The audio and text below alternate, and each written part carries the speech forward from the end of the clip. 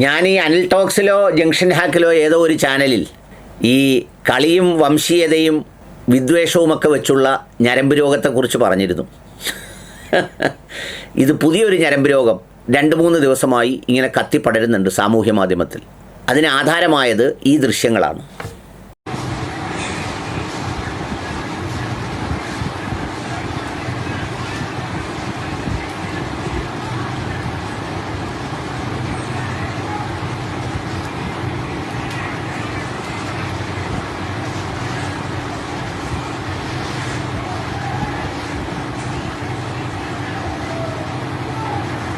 Hello every one, ഈ video maximum share ചെയ്യുക. ഇത്തരം ദൃശ്യങ്ങൾ ഉണ്ടാക്കുന്ന അവരെ ആരെന്ന് വിളിക്കണം എന്നെനിക്കറിയില്ല. കാരണം അങ്ങനെ ചില വാക്കുകൾ ഉപയോഗിച്ചാൽ എന്നെ കാണുന്നവർ പിന്നെ പലരും പലയിടത്ത് വെച്ച് കാണുമ്പോൾ ആ വാക്ക് താങ്കൾ ഉപയോഗിക്കരുത്, അങ്ങനെ പറയരുത് എന്നൊക്കെ പറഞ്ഞു പോകും. ഏതായാലും അങ്ങനെ ഉള്ളവരുടെ സഹോദരങ്ങളും മാതാപിതാക്കളും കുടുംബത്തിലുള്ളവരുമൊക്കെ സൂക്ഷിക്കുക.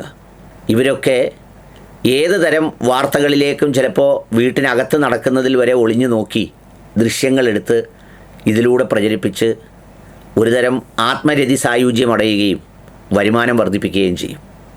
രാഹുൽ ഗാന്ധി എന്ന് പറയുന്ന മനുഷ്യനുണ്ടല്ലോ, അയാൾ നിങ്ങൾ രാഷ്ട്രീയമായും അല്ലാതെയുമൊക്കെ വിലയിരുത്തി അദ്ദേഹത്തിൻ്റെ പൊതുജീവിതത്തിന് മാർക്കിടാൻ നിങ്ങൾക്ക് അവകാശമുണ്ട്.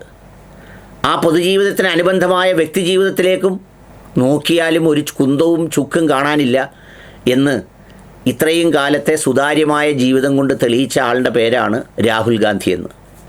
ഈ രാജ്യത്തെ മുഴുവൻ പിടിച്ചു കുലുക്കിയ മീ-ടു ആരോപണം വന്നല്ലോ. മീ-ടു ഞങ്ങളും ഇരയായി എന്ന് പറഞ്ഞ് വിളിച്ചു കൂവിയപ്പോൾ ഒരുപാട് വൻമുഖങ്ങൾ പൊയ്മുഖങ്ങൾ ഒക്കെ അഴിഞ്ഞു വീണപ്പോഴും കുറേ നേതാക്കളെങ്കിലും ശ്വാസം പിടിച്ച് മരിച്ചതുപോലെ കിടന്നപ്പോഴും ഞാൻ മീ-ടു അനുഭവങ്ങൾ ഉണ്ടായ സഹോദരിമാരോടൊപ്പമാണെന്ന് സാമൂഹ്യ മാധ്യമത്തിൽ പൊതുമാധ്യമത്തിൽ ഉറക്കെ കുറിച്ച ആളിൻ്റെ പേരാണ് രാഹുൽ ഗാന്ധി എന്ന്.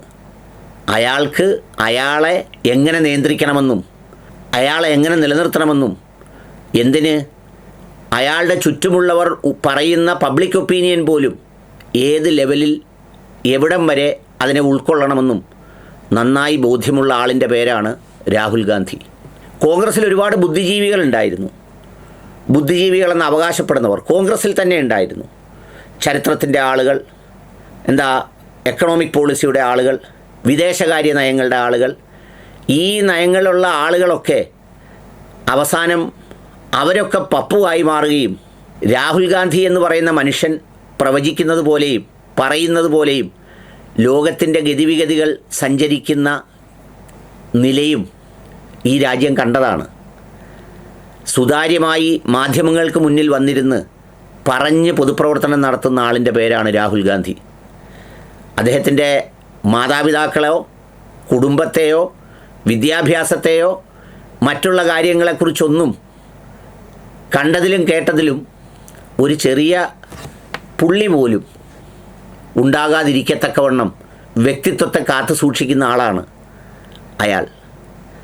അങ്ങേരുടെ സ്വകാര്യ ജീവിതത്തിലേക്ക് നോക്കി അങ്ങേരെവിടെയോ നിൽക്കുന്നു, കുട്ടികളോടൊപ്പം കളിക്കുന്നു, ബോട്ടിലിരുന്ന് പോകുന്നു, അത് 3 അയാളുടെ മക്കളാണ്. അയാൾക്ക് അങ്ങനെ ഒരു മക്കളുണ്ടെങ്കിൽ ഈ ലോകത്തിന് മുന്നിൽ എനിക്ക് മക്കളുണ്ടെന്നും ഞാൻ വിവാഹിതനാണെന്നും ഉറക്കെ പറയാൻ ഒരു മടിയുമില്ലാത്ത ആളുടെ പേരാണ് രാഹുൽ ഗാന്ധി. അല്ലാതെ ഒളിച്ചും പാത്തും പോയി പറയുന്നത്, നാടൻ ഭാഷയുണ്ടല്ലോ പലതരത്തിൽ നമ്മൾ പണ്ട് ഉപയോഗിക്കുന്ന കട്ടയിളക്കുക, ചെറ്റ പൊക്കുക എന്നൊക്കെ പറയുന്നത്, അതിനൊന്നും നടക്കേണ്ട ആളല്ല. അങ്ങനെ ഈ ഇടുന്നവരുടെ നിലവാരത്തിലോ അവരുടെ പൈതൃക പുണ്യത്തിലോ ഈ മനുഷ്യനെ വിലയിരുത്തരുത് എന്നുള്ളതാണ് ഒരു പ്രധാനപ്പെട്ട കാര്യം. അദ്ദേഹം ലോകത്തും ഇന്ത്യയിലെയും വിവിധ യൂണിവേഴ്സിറ്റികളിൽ വിവിധ സ്ഥലങ്ങളിൽ ഏതാണ്ട് 14ഓളം കുട്ടികളെ പലതരത്തിലുള്ള കോഴ്സുകൾക്ക് അനാഥരെ ആലംബഹീനരായി പോയവരുടെ അയാളുടെ മനസ്സിൽ പതിഞ്ഞ കുട്ടികളെ അയാൾ പഠിപ്പിക്കുന്നുണ്ട്. അതിലൊരു കുട്ടിയാണ് ഏതോ മാധ്യമങ്ങൾ എങ്ങനെയോ ചുരണ്ടിയെടുത്തത്, നിർഭയയുടെ സഹോദരൻ എന്ന് പറഞ്ഞിട്ട്. അയാളെ പഠിപ്പിച്ച് പൈലറ്റാക്കിയ വാർത്ത എവിടെയോ പരാമർശിച്ചപ്പോഴാണ് കണ്ടത്. അല്ലാതെ സാമൂഹ്യ മാധ്യമത്തിൽ എഴുതി അതിൽ രതിമൂർച്ച അടയുന്ന, അതിലൂടെ ജനപിന്തുണ ആഗ്രഹിക്കാൻ ശ്രമിക്കുന്ന, വളർത്താൻ ശ്രമിക്കുന്ന ആളല്ല രാഹുൽ ഗാന്ധി. അയാളുടെ സ്വകാര്യ ജീവിതത്തിലേക്ക് എത്തി നോക്കിയാൽ എന്തെങ്കിലും കിട്ടുമായിരുന്നെങ്കിൽ നിങ്ങളെപ്പോലുള്ളവർ ഒളിഞ്ഞിരുന്ന് എവിടെയോ കിട്ടിയ ദൃശ്യങ്ങൾ എടുത്തു വെച്ച് ഇതുപോലെ പറഞ്ഞ് സ്വയം ഈ രതിസായുജ്യമടയുന്ന വികാരം അനുഭവിക്കേണ്ടി വരില്ലായിരുന്നു. അയാളെ ഒരാളിനെ തളർത്താൻ കാത്തു നിൽക്കുന്നൊരു വലിയ സംവിധാനമുണ്ട്.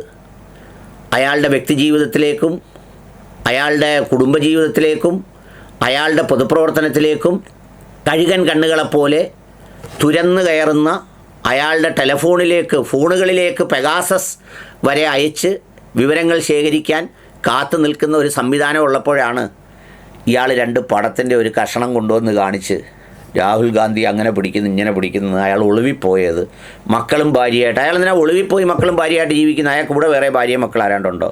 അങ്ങനെയാണെങ്കിൽ വിളിച്ചുകൊണ്ട് വന്നാൽ പോരായോ? കല്യാണം കഴിക്കുന്ന ഇന്ത്യയിൽ കുറ്റകരമാണോ? ആ കുടുംബം അതൊന്നും മൈൻഡ് ചെയ്യുന്നവരല്ല. അവരുടെ ബ്ലഡ് വേറെയാണ്. അവരുടെ ബ്ലഡ് യഥാർത്ഥത്തിൽ വേറെയാണ്. അവരുടെ ജീവിതത്തെ അവരാണ് നിശ്ചയിക്കുന്നത്. അവർ നിശ്ചയിച്ചാണ് മുന്നോട്ട് പോകുന്നത്. അതിൽ വേറെ കാപട്യം കാണിക്കലും അഭിനയവും കൃത്രിമത്വവും ഒന്നും അവരൊരു കാലത്തും ചെയ്തിട്ടില്ല. സഞ്ജയ് ഗാന്ധിയും രാജീവ് ഗാന്ധിയും എങ്ങനെയാണോ അങ്ങനെ തന്നെ വ്യത്യസ്തരായിരുന്നു. അവരുടെ ഭാര്യ സോണിയാഗാന്ധി എങ്ങനെയായിരുന്നോ അവരും അതുപോലെ തന്നെയായിരുന്നു. അവരുടെയൊക്കെ എന്തെല്ലാം തുറന്നു നോക്കി. പൗരത്വം തുറന്നു, പിന്നെ എന്താ പറയുന്നത്, ഫൗണ്ടേഷൻ തുറന്നു, കുറ്റി ഇളക്കി നോക്കി. ഇതൊന്നും ഇളക്കിയിട്ട് നിങ്ങൾ രാഷ്ട്രീയമായി നേരിട്. രാഷ്ട്രീയമായി അയാളുടെ മേൽ നിങ്ങൾ വിജയിച്ചുകൊണ്ടിരിക്കുകയാണ്. ഇപ്പോൾ വരെ വിജയിച്ചുകൊണ്ടിരിക്കുകയാണ്.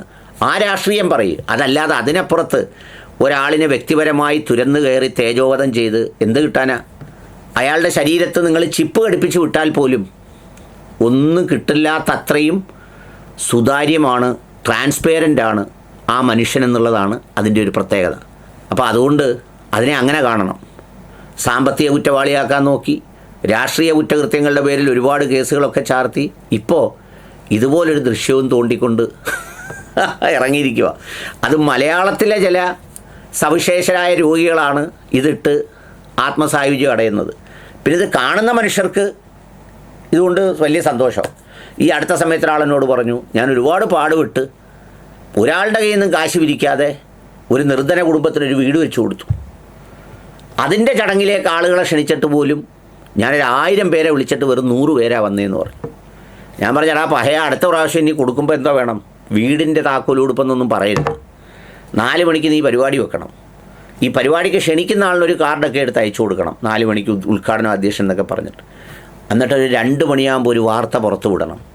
ആ വീട്, ഒരു പണിഞ്ഞ് തീർന്ന വീട്ടിൽ ഒരാൾ തൂങ്ങി മരിച്ചിരിക്കുന്നു, ഒരാണും പെണ്ണും കൂടെ എന്ന് പറയണം. അമ്പോ, പിന്നെ വിളിക്കണ്ട, കതവ് തുറക്കരുത്, അതിനകത്ത് കിടപ്പുണ്ടെന്ന് പറയണം. ഇപ്പോൾ പോലീസ് വരുമെന്ന് പറയണം 4 മണിക്ക്. ഈ ആളുകൾ മൊത്തം അവിടെ നിൽക്കും. ചോറുണ്ണുന്നവൻ ചോറ് പാത്രവും കൊണ്ട് വരും. എന്നിട്ട് അവിടെ നിന്ന് വാരി തിന്നും. പിന്നെ അല്ലാത്തവൻ അല്ലാതെ വരും. തളർന്ന് കിടക്കുന്ന ആൾ മക്കളെല്ലാവരും കൂടെ കാണാൻ പോകുമ്പോൾ പറയും, എന്നെയും കൂടെ ഒന്ന് എടുത്തുകൊണ്ട് പോകാൻ പറയും അത് കാണിക്കാൻ.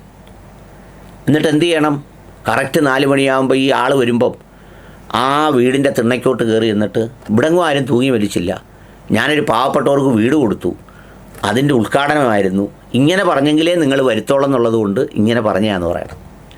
അത്ര ഇഷ്ടമാണ് നമുക്ക് വല്ലവൻ്റെ ഒളിഞ്ഞു നോട്ടക്കഥ, ഇതുപോലെ മസാല കഥ. അവനൊന്നും ഒരു ബന്ധവും ഇല്ലെങ്കിലും ബന്ധമുള്ളവരെന്തെങ്കിലും വിവാദം ഉണ്ടാക്കി അല്ലെങ്കിൽ ഒരാൾ മരിച്ചു, അങ്ങനെയൊക്കെ ഒരു ക്രൈം ഒന്നും നടക്കണ്ട, ഇതുപോലൊരു വാർത്ത കേട്ടാൽ മതി. 2 പേർക്ക് ഇഷ്ടമുണ്ടെങ്കിൽ അവരിഷ്ടമുള്ളതുപോലെ ജീവിക്കാനുള്ള സ്വാതന്ത്ര്യമുണ്ട് ഈ ഭൂമിയിൽ. പിന്നെ മരിച്ചു കഴിഞ്ഞുള്ളത് വേറെ കാര്യം.